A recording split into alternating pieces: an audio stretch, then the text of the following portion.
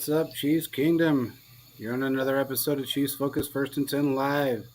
JP, Caleb, and Quentin, what's up, Doing guys? pretty good. Weather's a little calmer here compared to where other people are at. Quentin, you doing okay up there?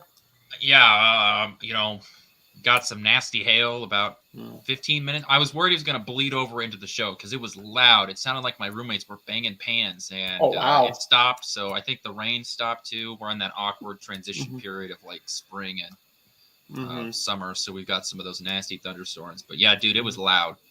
Whew. Well, they Well- say April showers bring May flowers, so hopefully these showers come and go very quickly. Well, you guys have got, what was it, like 8? Somebody said it was 80-something degrees there today. It's pretty nice. Yeah, it was like 82, I think, up here. Mhm. Well, you both can suck it. It was 52 today here, and it's normally the average temperature around this time is between 78 and 81. Whew. And that's normally like the entire month of March. Okay. We had one day at 76 degrees. Every other day has been 40 to 55. And wind blowing like mad. I mean, it's insane. Well, we Weird are weather. gonna. Tomorrow's supposed to be 54, so we get basically a 30-degree dip. I was able to walk outside with no hoodie on this morning, so that was really nice. But tomorrow's gonna be interesting, and we're supposed to get thunderstorms tonight, so we will see how everything goes with that. Hopefully, everyone's out there stays safe, please. Well, it's Things supposed to be aren't- 94 here Saturday. So Mm. that tells you how the weather. This is the weirdest Mhm. year I've ever seen for weather. Goes honestly. up and It's down, up strange. and down, just like some of these teams out here that aren't the Chiefs. That's We true. call that Very a true. transition in the business. That's right. So let's talk about it. Little bit of D-Hop news, which we've talked about in the past. We knew this was going to happen. We brought this up before. We knew he was going to get cut if he wasn't traded. That was a given. They can't pay him. It is what it is. So it sounds like he's going to be cut. I don't think anybody's going to trade for him. Not with that contract and not with what they're asking for. So post June 1st cut. Maybe I don't know what that'll save them. I mean, I think it was like, when I looked it up, I want to say their dead cap hit was somewhere around $19 million, Woo. 18, 19 million in that range. Mm. So that's a kick in the teeth, no matter how you look at it. Mhm. That's really kicking that's kicking a dog when he's down. And that's exactly what they're doing. So, but they put themselves in that position. Exactly. They You know, have. you pay yourself somebody, or you pay somebody that much money and you backload it like that, and then you can't Mhm. trade him. You know, you gotta do it. You gotta pull the Veach. And when I say you pull the Veach, you look at the age of the player, you look at the distance of the contract, and you Mhm. always have it out prior to them being at that age where nobody wants them, Yep. because then That's they a will fair take point. that contract over. Mhm. So he, that old GM there. Well, he they was, fired that old guy. Well, he stepped away. Probably, Yeah. I feel like was health firing. issues, health issues. But what we see now is this kind of culmination of all those different things. I mean, they're dealing with that. Someone in their front office is filing claims against the Cardinals and stuff they've done in the past. So they're dealing Yeah. with a whirlwind. And we've already talked about this before. No one was going to trade for D-Hop with that type of money because he was not going to take a pay cut. He's just not going to. He thinks he deserves money. I think he deserves it. But again, it comes down to, is it money or is it a ring? And the Chiefs probably want him, but here's the thing. They don't have all the money in the world. They only have so much. They have a budget and stuff they're supposed to do. If they can get him, great. But you can easily get a receiver in the draft and then possibly post June 1st and get him then if it happens. But probably what's going to come down to is a team like the Colts or another team out there who has a good amount of money. Maybe the Dolphins will mortgage their future and give it to him. That's how I feel personally. Quentin, what do you think? So I think that, him being cut post June 1st, I think makes more sense. I'll get into the numbers here in a second, but just my opinion on this is that, I think DeAndre Hopkins is a better option for Kansas City than OBJ, right? Okay. I still don't trust the knee. The fact that you've had that many injuries in the past, I just don't trust your knee holding up, especially when you haven't played football in over a calendar year now, right? So Mm-hmm. I would much rather have Hopkins as the wide receiver solution if we're going out and we're signing or getting a current player, since we lost Juju Smith-Schuster. From the Cardinals' perspective, it does not make sense for you to make a move now.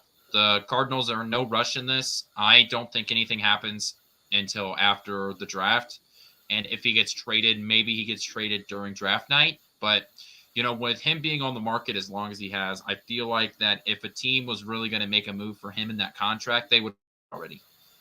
We saw that, last year, obviously, Tyreek Hill and the Devontae Adams, right? They both got traded early in free agency. Okay, there was like week 2 of free agency when both of those guys got traded. So if a move was going to be made for a big name wide receiver, I feel like it would have happened already. For the Cardinals, if we're just looking at if he gets cut pre-June 1, right, it will have just over $21 million in dead cap money, and they will save just under $9 million. If they cut him post June 1, they will have $10.5 million of dead cap money and will save $19.5 million. They're going to go with the second option. Exactly. Yeah, they're going to have to, yeah. There's no reason for them to rush this. This is not, I don't know if you can say they have all the leverage because obviously, they want to go their separate ways, but there's no reason to rush this when you can wait 2 months and you're talking about a significant difference in the amount of money that you're saving. Mm-hmm. And you can use that, whether you're going to use it down the road or getting somebody else signing your draft picks, whatever that you end up using it for. You're talking about $10 million. That's quite a bit of money. So I don't see this happening anytime soon. I'm kind of okay with that if Kansas City wants to bring in DeAndre Hopkins post June 1, right? He is a veteran receiver. I think that he can work into this offense, especially we're talking pre-training camp and all of that stuff. So there'll be plenty of time for him to work his way into this offense, but I don't see anything happening before June 1st. Mm-hmm. I agree. It's going to be a weird situation with him, and we knew that was coming, but with that type of contract, you got to expect it. It just is what it is. That was, we've been in that situation. We know what it was like with Dorsey, and it's not fun. So the smarter move would be to, do a post June 1st cut, save yourself a little bit of cash, move forward. We knew this wasn't going to get rushed anyway. They really had no reason to rush it. They just put out a high asking price, and they're just going to drop down from it slowly but surely. But it's not going to happen until after the draft. Well, and not only that, Mm-hmm. What's up, Thiz? We got Chiefs Live and Thiz on, Thiz. What's up, guys? I think they started off at a really high number. It was insane. It was on 2 first or something. Then they went down to, I think it was a first and a second, and then they went to 2 seconds. Then it was like, well, maybe we'll do some mid thirds for him. Look, nobody's going to do that. I'm sorry, but this is not the year for that market. It's basically not. 2 day 3 picks. I forgot which player was traded, but there was a wide receiver that was traded for 2, basically day 2 or day 3 picks. I forgot. You guys know which wide receiver I'm talking about? The name. I can't remember who it was right now. But I know. I remember that trade. It set the market. We know what players we traded for. DeAndre Hopkins is good. Brandon Cooks. Good, thank you, Brandon Cooks. Yes. I was sitting here. I was pondering it, but that's okay.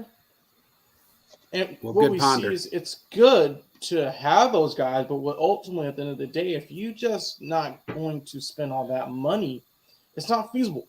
Use a drive so you can get and then move from there. You can easily put a guy on a practice squad if you need to in order to make a roster spot.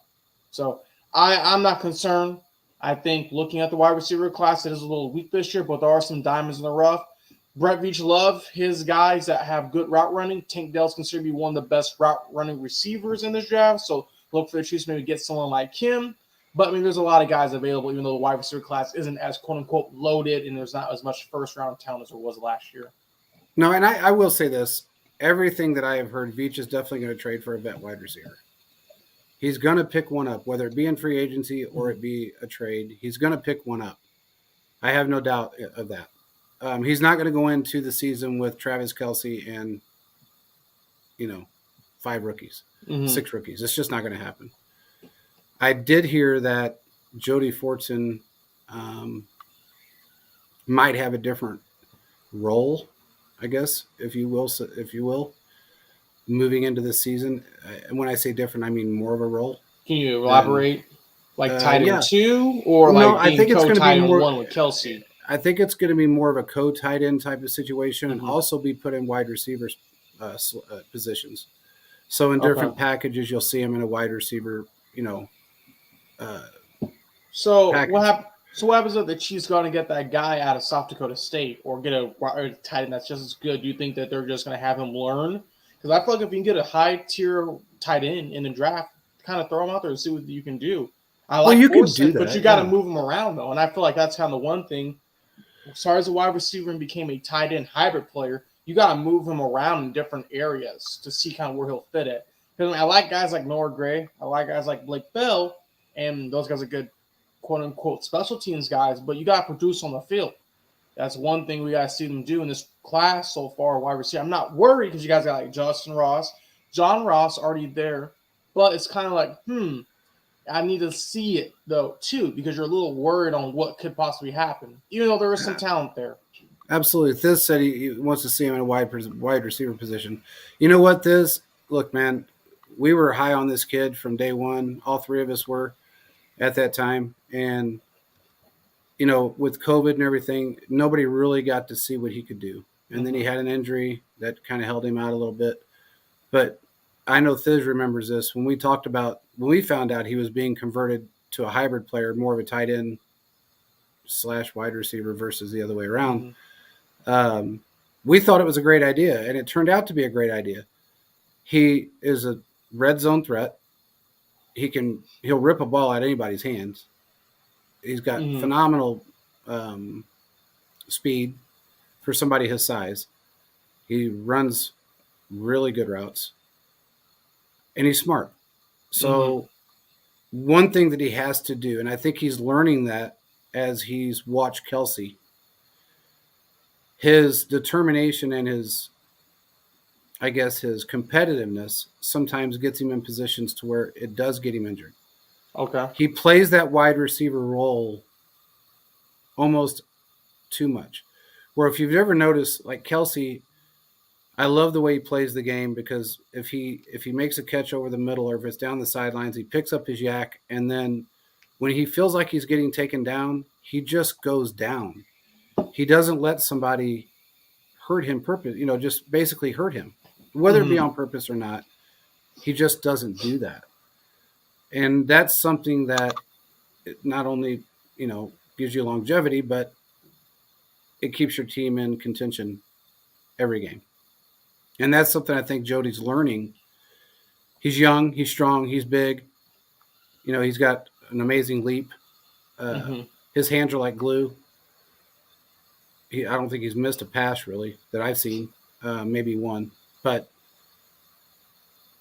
he just has to learn that when he makes that catch, if he feels like he's going to get hit, or if he feels like it's going to be a hard hit, go down like JJ used to go do. Go down like JJ used to do. Get that sixth sense.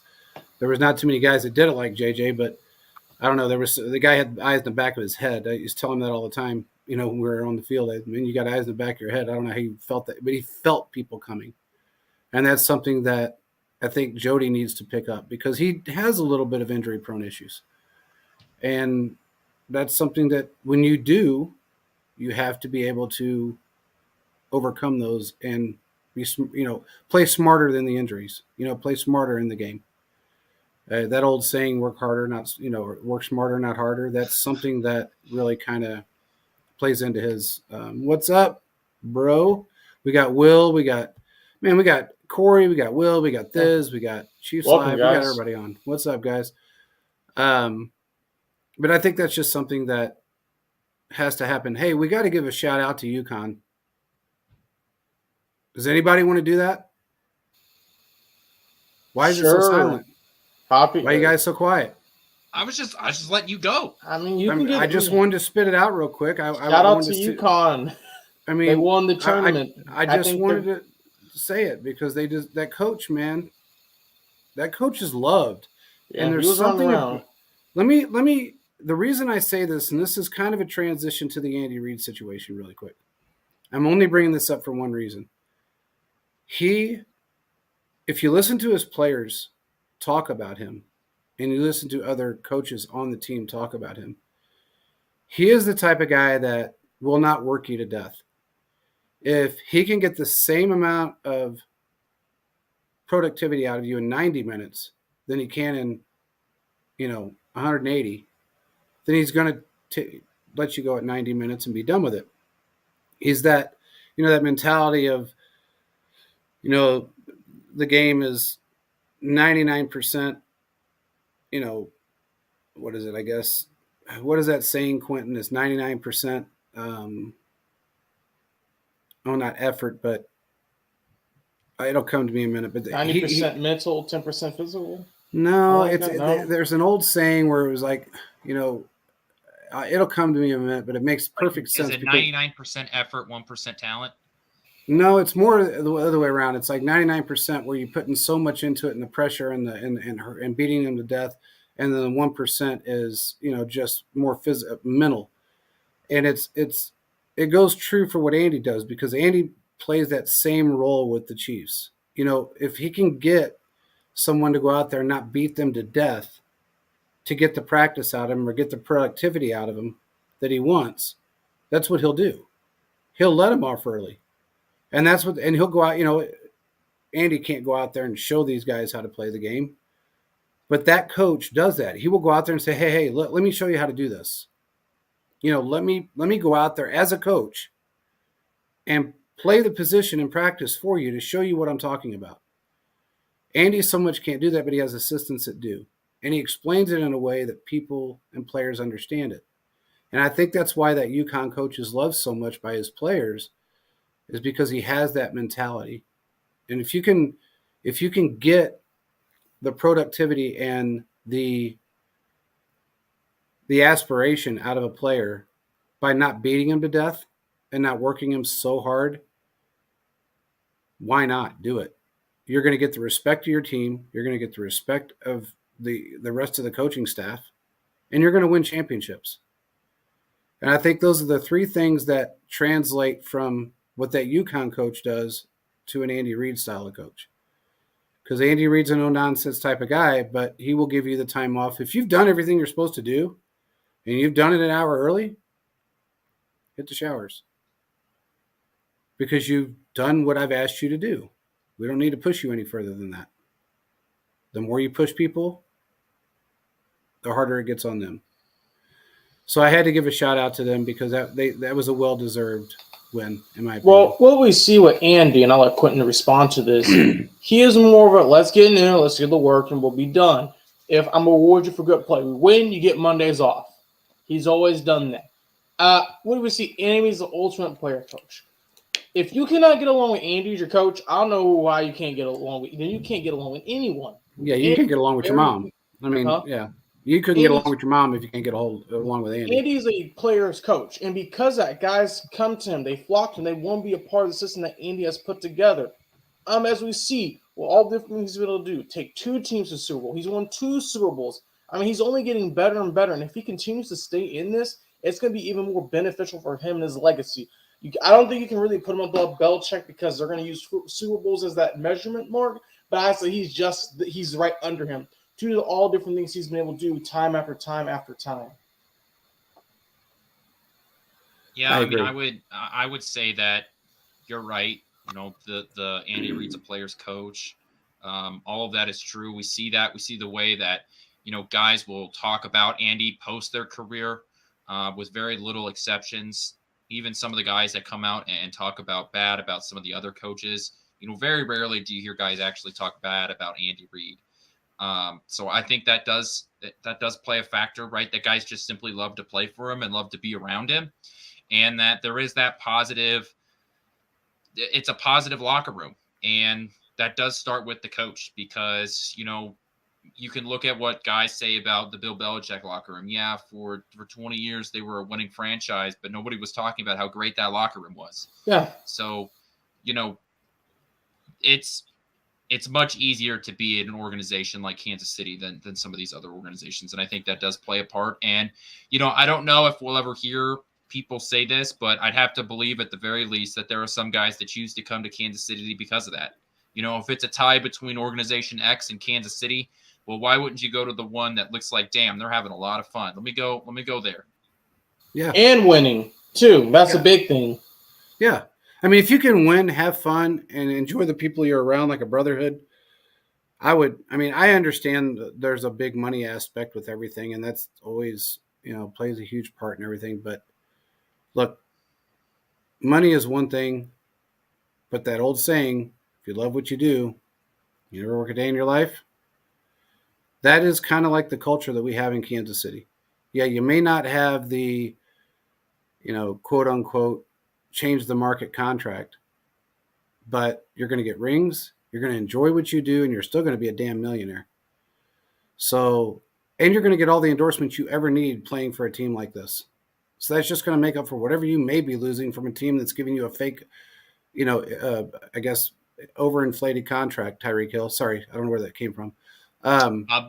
Bless you. It sounded like you sneezed there. I did. It was a chew. But yeah, it was kind of a, I still look at what he did. And, he said something about that on Twitter here recently about, well, they gave me $30 million a year. No, they didn't. They didn't give you $30 million a year, dude. No matter what you want to think, you're not getting $30 million a year. Sorry. I mean, when that third year rolls around, or fourth year, I promise you're going to lose 40% of that. They're going to get a restructure or get cut after this season or the next. Absolutely. They're literally bringing a super team here. I mean, hey, no fault of them, but what we're seeing with the Dolphins is that's not sustainable. They literally brought in Jalen Ramsey over in his contract. I don't know how this is going to work, but they're signing all these guys, and hopefully they can draft well in front of the next Jalen Ramsey or the next Tyreek Hill. But what they say, they might be able to do stuff, but what they're looking at is this. They need a quarterback. You can get all those pieces together, but you need a quarterback. And it's shown us just Tua, in my opinion, personally, is just not it. If they get someone like a Lamar Jackson or someone else, if they get Lamar Jackson or even someone else that's comparable maybe, with the weapons they have, they're going to be a lot better than what they were this last season. And they almost beat the Bills with, what's his name? Not Tristan Thompson. Skylar Thompson. Yep, quarterback out of Kansas State. Yep, exactly. Local kid, Fort Osage, got to see him play in high school. Very good. So they're literally one quarterback away. And I understand they're trying to build their team, but look, they need a quarterback. That's the number one thing. And they know that, I think. I honestly believe they know that. I've talked to a couple of people. Now, there's a couple of, on our other show that we do with Fantasy Sports Corporation on tomorrow night, Wednesday nights. He's a big Miami fan. And he is a huge, huge Tua fan. Look, I was a Tua fan. We all were. We thought he was going to be able to. Well, maybe not. No, throw me into that bucket. I wasn't. Well, I thought he would be able to do it. I had high hopes for the kid. I thought that maybe he could come out and really play the game, maybe at a higher level than what he's played it. Now, granted, he had the best year after 3 concussions that he's had since he's been in the league, with every weapon they wrapped around him. I don't see him lasting 5 games. I don't see it. Now, if he does, hey, more power to him. But unless they really bolster that offensive line and keep him completely protected and come up with packages to where he can release the ball quickly, he's going to get hurt.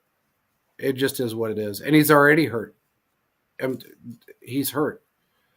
So I just don't know if it's such a great idea for them to bring him back. But also I understand the reasons why. When it comes to money and when it comes to somewhat of a loyalty situation, when it comes to which Stephen Ross has no loyalty to anybody, but I think their head coach does. So this might just be almost like a means to an end for them when it comes to him, because they don't have the money to go out and sign a Lamar. They'd have to restructure 5 of their players, and Stephen Ross would have to cut a side check. Because they spent everything they had to build the team that they've got. Really form the Avengers. But at what cost? You can form the quote-unquote Avengers, but will they help you win? Exactly. Very rarely has we seen this happen. Exactly. We watched the Rams do it. How many times have the Rams built I mean, up it a super benefits team them, and fell but then we apart see that causes them to they on highs and then lows, every highs and lows, time? peaks and valleys. I mean, if I was a Rams fan, I mean, I guess I'd be happy. Hey, they won the Super Bowl, but literally, it was a perfect storm that allowed them to get that point. Otherwise, I don't think they would have been able to win. Now, hey, Krause, hats off to them. They really get the players and pieces around them, but that's due to drafting and then bringing in guys like a Von Miller, putting him next to Aaron Donald, and things like that. When you can spend that kind of money, when you put all your eggs in one basket for 1 year, and you've got a decent coach, you're going to get to that. But what happens every time they get to the Super Bowl? We've seen it with the Rams every time. They get to the Super Bowl, the next year they don't make the playoffs. They lose all their players. Or they They have can't- one good season and then drop. And then drop, correct. So it's I think the way that teams are trying to do it now is the Veach way. It's no longer the Patriot way. It's really not. It's the Brett Veach way, because he's the only guy that can bring in players that he's brought in, win Super Bowls, and still sustain every year in and year out. And if you can do that, there's nothing stopping you. You got a window that doesn't close. It's a wide open window all the time. We'll see what happens. I mean, there's teams out there that are really trying right now to build their rosters, and you got a lot of guys on the trade block. There's going to be a ton more that are going to be on the streets here really quick. When the draft hits, you're going to see guys hitting the streets. The third phase, you're always got a group of guys that are on the streets looking for homes. So I think everybody right now is just trying to find their best option to beat Kansas City, There are be the team.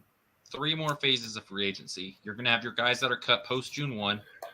You're going to have your guys that are cut right at the beginning of training camp.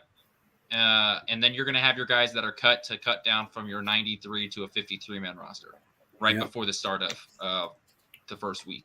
Correct. Those are your last 3 chances of free agency. Right now, all the teams are working on their draft boards. And so you're not going to get a ton of information comes out. Players aren't going to sign big contracts. You're not going to get any re-signings, nothing like that. You're just going to get, small stuff. Someone will sign a kicker. Someone will sign a 4th corner, 5th corner. We just signed, Kansas City signed their 4th safety over the weekend, right? Love it. That kind of stuff will happen, but you're not going to see any big news until post June 1 when guys get cut for cap reasons. So I do have a question for you guys. Maybe we can answer it. So there has been pictures on Instagram and Twitter, and this is actually happening, so this isn't fake, but Tom Bali is working with George Karlaftis. Yes. So, let's just you guys talk about that. Let me know, what your thoughts are on that. And more specifically, what do you think Tamba can teach him that could really benefit George Karlaftis' game? Oh, Caleb, you want me to go first on that one? Go ahead, JP. I'll let you. You're bodying at the bit. Go ahead. Look, man, if he's going to teach him anything, it's going to be technique. Yep. Mm-hmm. I'm telling you right now, Tamba he was probably the second coming of Derek Thomas when it came to arm technique. And that's hard for me to say because I'm very biased with Derek, and I will never put people in his category. But Tamba's technique was unbelievable. He may not have been the most athletic, like everybody says, but his technique was phenomenal. And that's something that you have to have. I'm just telling you, that position, you have to have phenomenal technique. And I think that's more than anything, that's what he's gonna teach you. How about you, Caleb? I agree with you as well, but also just kind of showing him how to be a leader and showing him what to do during the regular season. Probably explain to him some of the situations he dealt with, the injuries he had, and how to. Oh, I'm sorry. Okay. What we're seeing here is he's going to teach him a lot of different things, not just technique, but also show him how to be a player on the field and off the field. We're going to see a lot of things happen in Thomas' career. He did a lot of different things. Specifically, he had some injuries, and I would not be surprised if Tamba is doing things that is telling him, okay, this is how I got this injury. This is how you can avoid this thing. Here are the stretchers. Here are things that are given to you. Take advantage. You probably have a better defense line coach than I ever had, so listen to your coaches. So basically telling him to look to people like Ataba Ali. Use that in your coaching staff. Look into your room with all your guys, and basically try to figure out what can help you move to the next level. because George Karlaftis, telling you guys, came out of Purdue. Not many people were talking about players from Purdue, and he did a lot of great things. So not only technique, but showing him the ropes from a veteran perspective, someone who's been the career, who's done it for 10 years, and showing him, okay, these are different things you can do. Here are situations that you were afforded that I did not have. And I think that's one thing Tom is trying to show, because when he's working with him, he's also teaching him life lessons. He's probably told him a bunch of things. He's probably told him things such as, there was a time against the Chargers I did this move and it worked, but then I tried again to do this because of this, this, and this. I mean, he went against some tough offensive lines. So Tamba has something to give to him, and I think that's what he has. I agree. We watched Tamba give Joey Bosa lessons on the sidelines. We watched him give a lot of players lessons on the sidelines. So when you're helping an opposing AFC West rival player at the end of a game, they want to learn from you. Mm-hmm. They see what you've got. So, yeah, I mean, I would say you could really make the argument that Tamba's the second best pass rusher in Kansas City Chiefs history. When Tamba got here, he was the only guy. It was Jared Allen had left before he got there. So he was it. There wasn't anybody to really teach him. There were no other players to teach him. George Karlaftis has benefited from Frank Clark teaching him how to do stuff. Chris Jones teaching him how to do stuff. Now Tamba stepping in, and all of his coaches. So, and we've praised the coaching staff and how well they've been.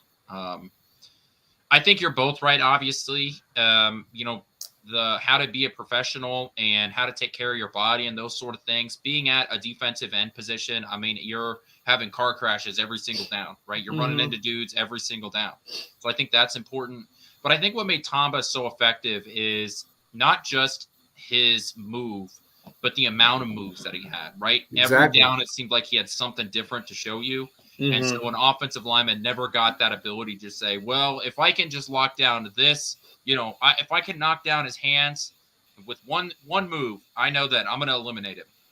That didn't happen with a guy like Tamba. So I think just the ability to create a diverse amount of moves, because, one of the things that I don't want people to forget is that George Karlaftis didn't start playing football until he was halfway through high school. Yeah. And that's the same with Tamba, right? Yeah. So, I think there's that sort of that relationship that they understand, and that's such a rare thing for two guys to be able to bond over that.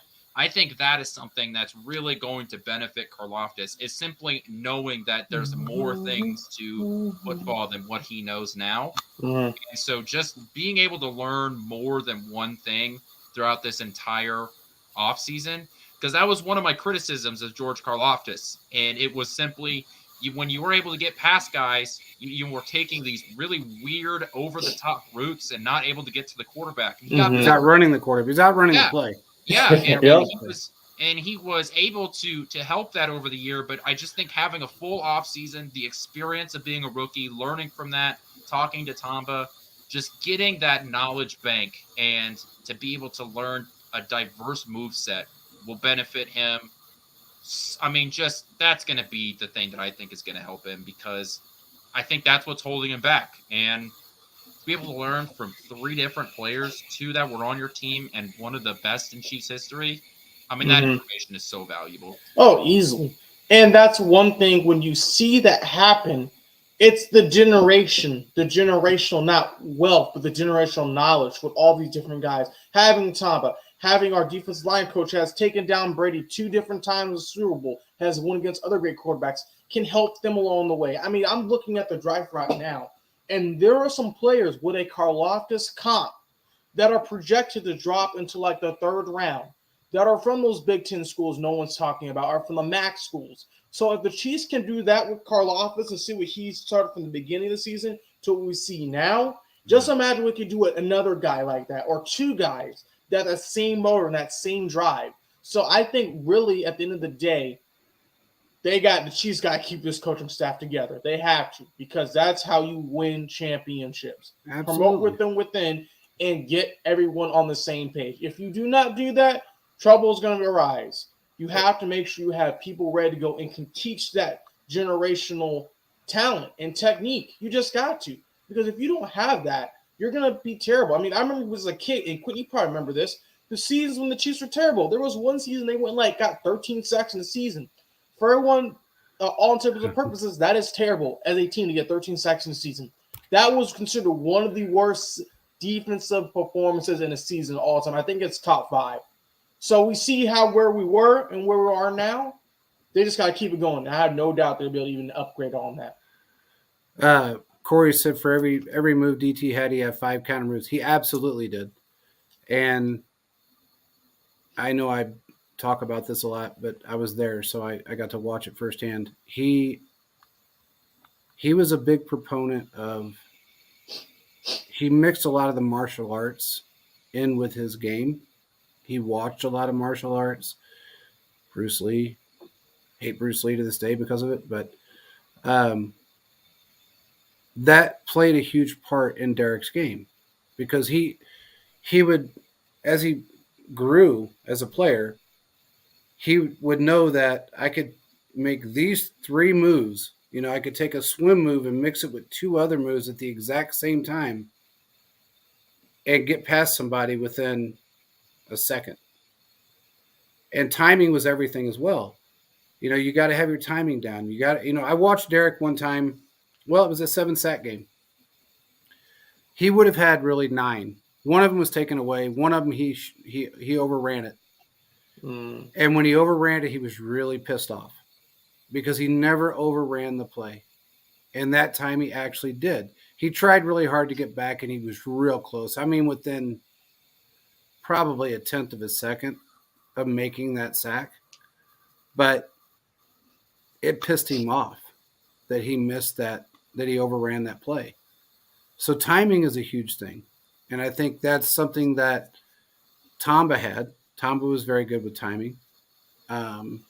He knew not to overshoot the runs.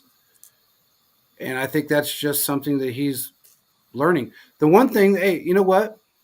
And we didn't talk about this, but honestly, I wouldn't be surprised if Tom is out there trying to teach him how to sing. Has anybody heard this man sing? Here, let me get good. We have one of his songs as our old intros. Yeah. There you go.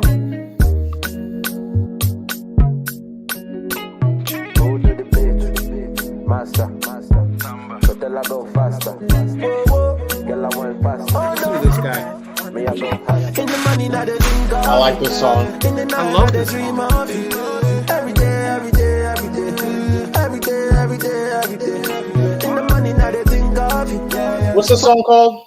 Every day. Every day. I think I have it on my iPhone. It's good. Yeah. I like it. Yeah. When we had Tom on the show, I asked him, I said, hey, man, can I use your music? He goes, yeah. We need to get him on again. I said, we need to get him on again. Oh, we will. Yeah. He was so gracious about it. But, I said, can I, I downloaded one of your songs. It was your new one. And I love it. And he goes, use any song you want. He's just cool like that. His music's phenomenal. He's a great guy in general, but he was a great football player. And I think that's just something that you just can't teach. You can teach it, but you have to be one of those guys that just inherently has it before you can teach it. But thing is this, you have to be a patient teacher. I can tell someone to go throw something up on the shelf, but it's how you tell them to do it. Oh, I'll smack how you Brad. Break it down the detail. No. I'm going to smack Brad now. Brad is going to get what did smacked. Brad do? Look at he said that's auto-tune. Come on. Brad. Brad. Song. Brad. Still hold Brad's opinion to the same level as everybody else. Hey, you know what? I want to hear you come on this show and sing, Brad. I want to hear you do it with auto-tune. I got to be absent for that. Whatever that day is, I'm sick. Wow. I don't know what day that Yes, is. this might have to be the off the air. That might have to be the off the air thing. Unbelievable he said that. No, Tom is really good. Brad. Anyway. Why do you have a... Huh? Okay, he seems confident. All right, Brad. Maybe I won't be sick that day. Okay, Brad. Well, maybe we have to pop you on one of these days. All right. Maybe you know what? I will send you an invite right now. You come on, sing a song. How about when we have our meeting? We could get him on there. We could sing. That's the deal. Period. End of story. We're going to have a meeting and we're going to record it. Oh man, I do have a question. Look, for he you says guys. without auto-tune, I only kid. Brad. Oh, Quick we gotta question love for you Brad. guys. Looking at the Chiefs cornerback room, are we concerned? Do you think they're going to even try to upgrade position anymore? What are your guys' thoughts? Because I feel like the cornerback room, from what they started off and what they ended, there were some issues along the way. Several times, burnt assignments happened, burnt coverages, but we see they were able to fix some of those problems. Do you think the Chiefs' defense as a whole, not just cornerback room, but I'm going to say as a whole, we saw last year they didn't really start off as slow. They gelled together really quickly. Do you think the teams are going to gel together quicker than ever before? Or do you think they're still going to have that slump of not half the season, but maybe 2 to 3 weeks? I want to take this first. Go ahead, take it away. I don't think so. One, I think that you know who your day one starters are going this offseason. We didn't know that heading into the offseason last year, right? Tarvarius Ward left. Snead had never really been used as a dominant outside corner, right? He was used more as that slot corner. I think we saw him more as an outside corner this year, even though he's still, more of that slot corner. But before they drafted McDuffie, we didn't know who our number one corner was going to be. So I think you have to be more confident in who the cornerback is, the starting number one cornerback is, just because of what we saw. We also know that Watson is able to hold his own, right? So I think you have to be more confident in it. The Chiefs are going to add more to this room. There's going to be a lot of day 3 picks. I wouldn't be surprised. They have 10, 11 picks, so you're going to throw a couple of guys at the wall just to see what sticks. The Chiefs will probably spend 2 day 3 picks drafting the corner position, just because you need volume there. First of all, you just need guys. Right now on the roster, on the actual Chiefs roster, there are 3 guys listed at corners with Snead, Watson, and McDuffie. They do have some guys just listed as DBs. So there is some mix over there. Like Joshua Williams is listed as a DB. Yeah. So, even though we know he's a, corner. But I think you just have to be more confident in it. And, they're going to throw volume at that position. So I'm not worried about it. Yeah, I agree with you. I mean, look, those guys, they gelled quickly last year, which was pretty phenomenal for having the amount of rookies that we had. And then they had their little bit of a slump. It wasn't a huge slump, but it was a little slump. But then they practiced at it and they worked at it and they got it done. I mean, you look at some of the things that Watson did. Watson shut down some of the best wide receivers in the league. And he was a 7th round pick. Exactly.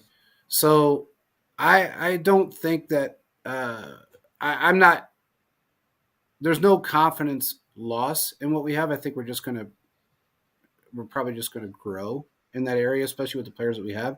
I do agree that we're going to bring somebody in. This says he wouldn't mind having a first-round corner. That actually is not out of the question. I still think that Veach is going to go offensive, defensive line in the first round.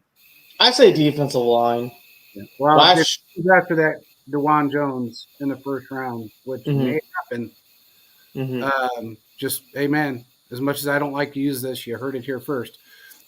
He might just he might go after that kid in the first round. Well, if he's in the first round. A team that wants him is the Bengals. So it'd be fun if the Chiefs just dump in front of the Bengals. How the Chiefs mess the Bills season, mess up the Bengals season like they had. So that'd be nice. Before I move out of Vegas, I will run down the street naked on the strip. I don't care what the temperature is. If they do that to the Bengals like they did the Bills, that will be one of the best days I've had in a while. Well, because I feel like they deserve to be burnt. I mean, we just see Veach has been very intricate on where to jump up in front of teams. Jumped in front of the Saints. That's how I got Patrick Mahomes. Jumped for the other guys, got McCall Hardman. Same thing has happened when it comes to primarily what we saw last year with McDuffie. The Bills wanted, and they had to stick with Killer Elam, and there was rumors he got benched halfway through the season. So I don't know. But do you guys think the defense as a whole, though, not just corner, but as a whole, do you think they'll be able to start off strong and not have that gap of just struggling? Right. Okay, I'll take this one really quick because we know how Spags' defenses normally take off prior to this past season. Yeah, last year I thought it was an anomaly. Exactly. Mm-hmm. I feel like with the addition of Joe Cullen, that and the fact that we have a new, a better cornerbacks coach, I feel like that is going to be a jumping point. I feel like we're going to start off strong. we're not, and I'm not going to say we're going to start off top 5. I'm going to say we're going to start off a lot stronger than we ever did prior to having Joe Cullen. Look, if you can take a bunch of rookies and turn them into what you turned them into this past season, including a rookie on the defensive line. And I know Cullen is a defensive line coach, but we got rid of a problem child in Madison. That was a problem. We all know that now. Well, we knew it, and then now everybody knows it. But it's just propelled our defensive coaching staff, and I think it's helped the players all the way around. And whoever you bring in, they teach them in a way that they can learn the NFL quickly. And I think that's going to be a huge jumping point. Brad said corners went from a weakness to a strength with depth now, and he's right. It really did. Yeah. I agree with that. We talked about it on one other show. We had 4 corners one season. Yeah, Super Bowl season, the first one. Super Bowl, the first one. We had 4 corners. And Veach wasn't a big corner guy. He was more into the safeties. He was a safety guy. He loved the safeties and didn't put that much value into corners. More of those hybrid players. Yeah, but he did realize that you do have to have true corners out there as well. Very, very solid corners that are relatively penalty-free. And they don't have to be ball hawks, but they have to be capable to stop a play when it needs to be stopped and keep people out of the end zone.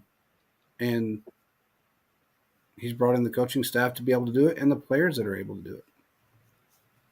You need competent cheap players on the defense because you're going to spend a lot of money on the offense. So you need, especially in the defensive backfield, because you're going to spend a lot of money on that defensive line just because defensive line players are expensive. And where you're drafting, so you're not going to find a lot of top edge rushers in 28 to 32. You're just not. Obviously, I think this year and last year you can because I think the COVID year has bled over. This will probably be the last year where you have a lot of these guys holding out an extra year because of the COVID 1-year extension. But other than that, I just think that you're not going to be able to find guys. Here's something that I learned today on terms of the offensive line is that over the past 5 drafts, there has been 1 starting left tackle taken in the top 20 in the NFL draft. 1. So crazy. Yeah, you just can't find those guys later in the draft. So if Kansas City takes an offensive lineman in the first round, it's a right tackle. You're not picking a left tackle at 30. Oh no, so you're not. You're gonna have to, if that's what you want in the first round, you're going to have to trade up to get it. Who is that player? What team are they on? Do you remember? Dwan Jones. No. I don't remember the tackle. Mm-hmm. That's right. You're right.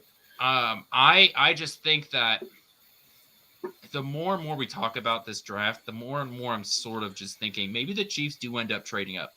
They've got some good ammo to trade up. Mm-hmm. They have some positions of need that, while are deep, don't have a lot of blue chip talent, Mm-hmm. right? There's not a lot of blue chip talent wide receivers. Mm-hmm. There's not a lot of blue chip talent in terms of these edge rushers, right? There's a lot of later guys that, are quality and you can go get, but outside of like top 10, I just don't think that there's a lot of like, man, this is the next Bosa brother, this is the next TJ Watt guy. There's not that in this draft. There's a lot of good guys. That's why I keep saying this is a deep edge offensive line and wide receiver guys, because there's a lot of them, but they're all just like, the wide receivers are all 5'9" and $180, right? Mm-hmm. There's no like the alpha, literally. Yeah, there's no Justin Jefferson in this draft. The blue chip players in this draft just don't seem to exist where the Chiefs need to get it. But the Chiefs are going to get players at the position of need. Am I making sense here? Oh, you're making 100% sense. Absolutely. It's deep, but the level of talent is plateaued off. Mm-hmm. And I agree with you. Well, from the stuff I've looked at, primarily at wide receiver and at defensive end, there is talent there. There may not be that first round guy that the Chiefs want, but there's a guy in the late second round, third or fourth round. I mean, I'm looking at 2 guys literally from the Big Ten whose teams in there have a great season who would be great additions to this team. another guy from the SEC. I mean, there's several different guys, so you don't have to theoretically trade up. You can honestly, if you're going to do a big trade, you can have it to where you get some picks back later around, flip some stuff around, and then have it to where later on down the end you can pick up those guys. So there is a realistic possibility. And some of these guys' draft stock has rose due to one thing and one thing only. It's not the combine, it's the Senior Bowl. Those guys who are hungry and have the opportunity to go there have been able to really raise their stock. So I'm very, very confident to say the Chiefs are going to get someone that's very similar to a Karlaftis. I believe so personally after what I've noticed and what I've seen in the draft. I mean, you talk about the Pro Bowl. That's where I found DeJuan Jones. Exactly. I don't even remember who. I think I was looking at a pass rusher, and DeJuan Jones just stood out to me, and that's why I ended up looking at him more and writing about him. Was at that Senior Bowl. I mean, these guys. Sometimes these guys just sort of stick out to you, and that's what DeJuan Jones did for me. And the reason why, honestly, I think he wasn't as talked about much in the season because Ohio State is a pass-first offense. They're literally wide receiver U. I'm sorry, LSU. I'm sorry, Alabama. But Ohio State is wide receiver U. And what we see is they're just dominating. But you have a guy like DeJuan Jones who is that strong, that powerful, can block two guys with one. Let's do this. I mean, the last player we see to do that was Creed Humphreys when he played against Missouri State. I know that's not high-level competition, but it just shows us that the ability to get those players are there. I agree with you. Brad said, "Why are so many people down on Joshua Williams? He has all the tools, but he has a will to learn. He did have a good season. There was a couple of specific plays where he got burned. There was a couple of them that he got turned around. That's going to happen to a rookie. Okay, I mean, when you're playing against some top-tier players, that's going to happen here and there. But for the most part, he had a great season. I don't know his exact stats. We'd have to have Brandon on the show to know those.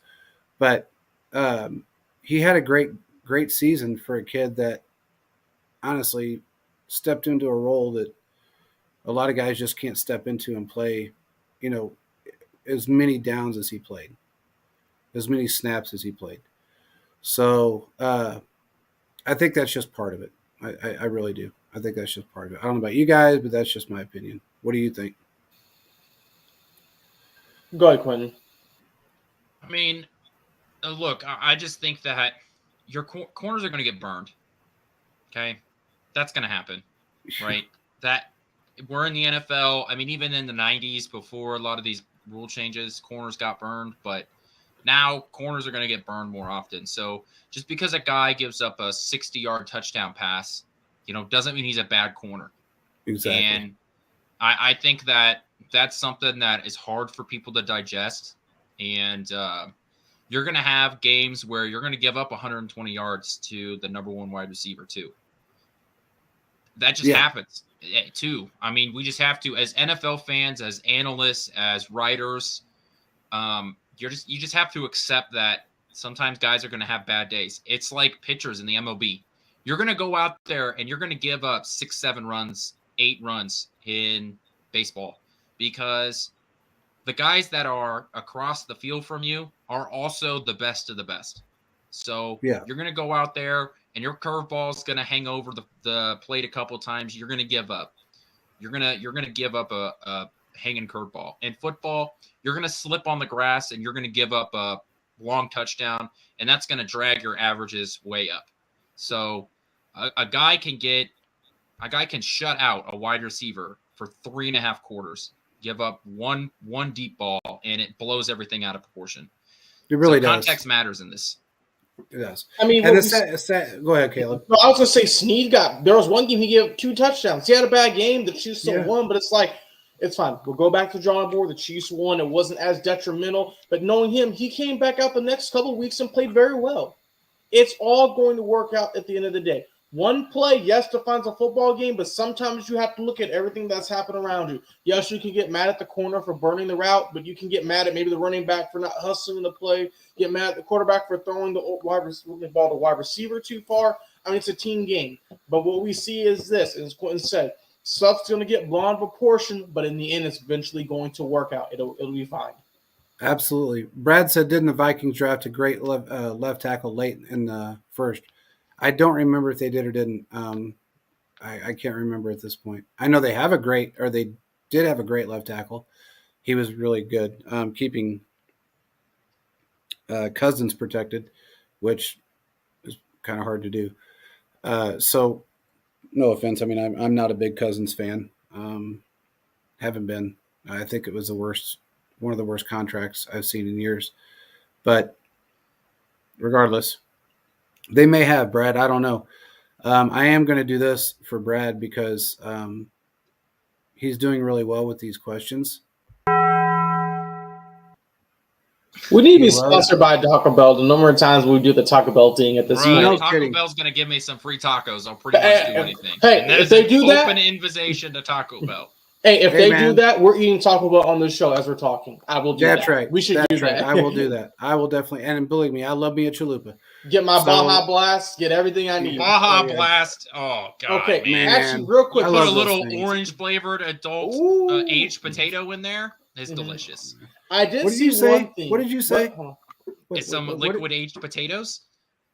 What is that? Vodka. Oh, vodka. Okay, I'm sorry. Yeah. It's a brand. You threw me Uh, off. I'm not a drinker, so that threw me off a little bit.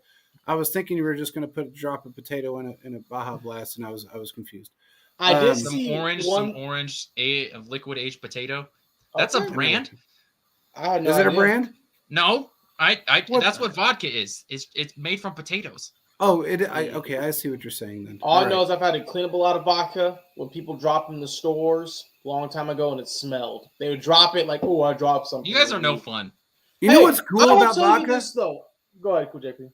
I was just saying the cool thing about vodka is that I remember going out with the guys back in the day, and man, I could drink vodka all night long and not have a hangover the next day. That was the one thing about vodka that I never got a hangover with. Never had a headache. You really couldn't smell it as much as you could smell as long as it's a good one. Don't get me wrong. You can't get no crap and some house crap and expect it to be great. But if you had a good vodka, I never got a hangover from it. I don't know. Maybe that's weird, but I never did. I got a hangover I from have gin. I have a method to not get a hangover, but that's I know a you told us your method, and I like the method. it's 100%. It's 100% effective. But that's a story for like June 17th. when we're Yeah. really bored. I do kind of want to say one quick thing. Kind of telling how how everyone loves Baja Blast. Remember when it was at Taco Bell and it was just Yeah. there? I kind of see that happening when that happened just there. That's Andy Reid with his playbook. Oh, The reason absolutely. why? Because I know Quinn, you're giving me the stink eye. But here's the thing. He has plays no one else is using until it's too late. When other teams start copying it. And by then, Andy's already created a whole new scheme, a new system. And one thing I came to that realization is this, and bear with me. I was watching this one video, and this guy in the late early 2010s got how do I say this? He got like a cup, put a hose to it, and put it all the way through his arm and his back into a backpack, and he felt like those 5-gallon things of literally Baja Blast. And that just showed me the ingenuity he did there, and that reminded me that's the type of ingenuity sometimes you need to have in your playbook. Absolutely. It's you good. need that If bolus you of can energy where you need to creative. have something that's going to work at one point, and then later down the line, you're going to have to alter and change. And what I see is when the Chiefs were always doing different plays. So one play we're going to specifically is the quarterback sneak with the tight end. Then we saw the jet sweep being kind of used a lot. And then we saw the shovel pass with the tight end. I mean, the Chiefs sometimes did those plays really to a detriment. It hurt them because teams knew they were doing that. But what we see over the years, specifically with Mahomes, is that they have not stuck with those plays. They have moved around to other ones that have been even better. The 4 tight end set. I don't know what they call that now specifically, but there's a lot out there. Okay, Brad just threw this up, and that's who it was. He's right. 7th round pick, and he turned out to be really good. I'm sorry, the 7th overall pick in the first round. Turned out to be a very good player. If I'm not mistaken, he's still with them. If I could He be might wrong, be. but I'm not 100%. think I he's still know with him? he's still in the league. I'm very confident I'd have about to look and that. see where he's at. But here, that's for Brad because he got another one. And then, oh, wait a minute. This is for the typo. Okay. That's on board. Yeah.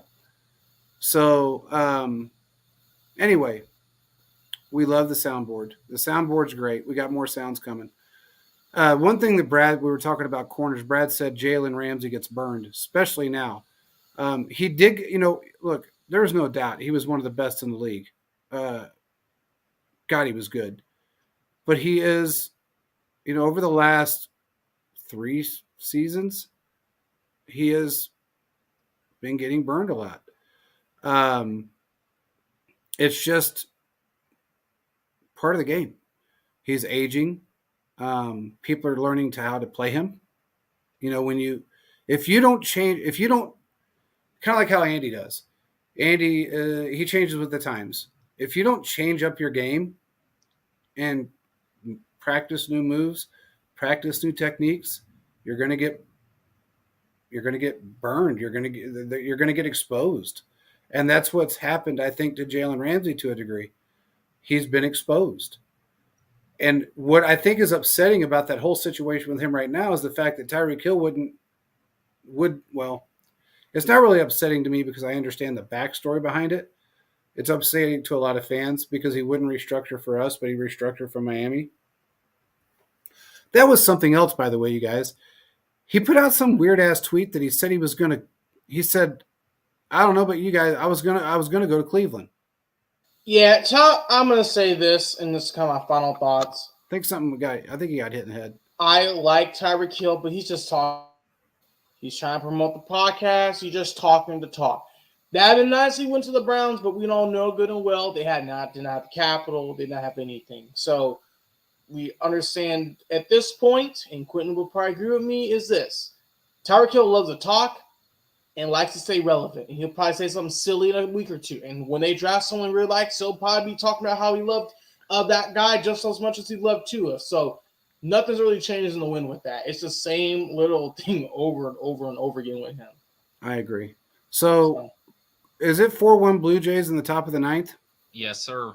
All right, we'll throw out some Royals stuff really quick because for any fans that want to know, I know Quentin is biting, he's just chomping a bit right now with this whole, he's a baseball fanatic, and that's cool. I'm glad you are. He's going to have his article out fairly quick.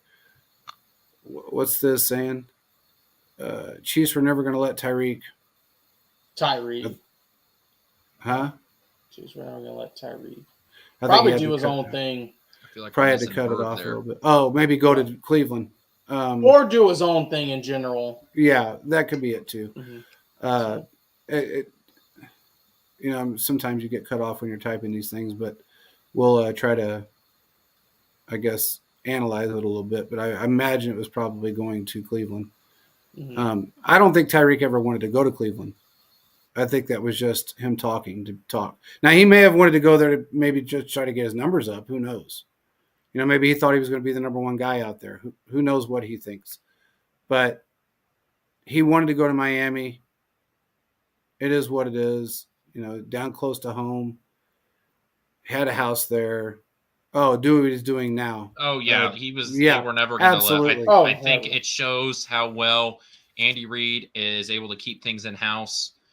Just like when Antonio Brown left the Steelers and we saw how well Mike Tomlin is able to keep things in-house and keep things from leaking out or anything like that. So Andy Reid deserves a lot of credit for keeping a lot of stuff in-house. So because if things like that get out, it causes a lot of drama. Yeah, we saw what happened with a lot of the Tyrann Mathieu stuff when it got out. I mean, just the amount of drama that it creates because it becomes news, and that's all people are going to talk about, especially if this stuff comes out during the offseason when there's not a ton of news coming out. That's all that's going to be talked about. Yep. And that's just the one thing we see. What did Brad say? Vikings drafted Christian Darrisaw with the 23rd overall pick in 2020. Okay, nice. So that's probably the left tackle. He wanted me to look at one of his Christian. I don't know which one he's talking about that he wanted me to look at. I don't see any other ones, brother. How about have him message it us and we can put up in the next show. We can do that as Yeah. well. So that's fine. I don't see what he's talking about, but I'll go along with it. You guys got any final thoughts or anything? Any final thoughts? Any final thoughts at all? Follow me on Twitter. Well, follow him on Twitter. Everybody needs to follow Quentin on Twitter. He's putting out some awesome stuff. Mhm. So make sure you do give him a follow. Hey, I will say this. We have a new, I'm not going to say who, but we have a new sponsor coming on. Should start within the next week. Awesome sponsor. Can't wait to get started. So it's going to be a good time. We must be doing something right. I will say that. We're also going to do Thursday. We're doing the 2021 draft. Is that correct, Quentin? I think we should go back a year and we should do the 18 draft. That is a good, because I think there's a lot of content there, and we skipped that one because we did the 19 draft first. So I think we're going to go back and do the 18 draft before Reach we his continue first moving year. forward. Okay, well, we'll do that. Oh, yeah. By the way, everybody that's out there that's listening, our video is dropping on Friday. So make sure you have your notifications on Twitter, Chiefs Focus Live. It will blow you away. I will give you that. Make sure you got your notifications on when it drops. Have your tissues ready because you might tear up a little bit. It's just one of those things that will do that to you. But we do have that new sponsor coming on. It's going to be great for everybody. So make sure you're checking us out. Like and subscribe, please. Tell your friends to like and subscribe. Make sure you follow Brad Henson. Make sure you follow. He's got himself under Ulysses Betsy Jr. on here, but it's Thizmonger on Twitter. Make sure you give him a follow. He puts out some awesome NFL, all NFL takes, and also has a podcast on our network, the 100 Yard Dash, where he does all NFL, an all NFL podcast. We are also going to do a new concept show starting, not this week, but next week. Not next week, but the week after. We have a new concept show coming up. We want people to join in and check it out because it's going to be a lot of fun. With that being said, there's not a whole lot going on in the NFL, so it's a little hard. So that's why we're going to change this up a little bit, and we're going to go do some different things along with NFL talk. So we will talk to you guys again on Thursday. We appreciate everybody for joining, and make sure that you give everybody a follow and tell everybody to like and subscribe. That's all we request. We're not asking for a whole lot from you guys. And it's free. It's free. FREE, that spells free. Yeah. And honestly, think about it. There's not a whole lot that is free in life. Everybody says, there's no freebies. This is free. It doesn't cost you nothing to subscribe. So make sure you do that. And we will talk to you guys again on Thursday. Peace out, everybody.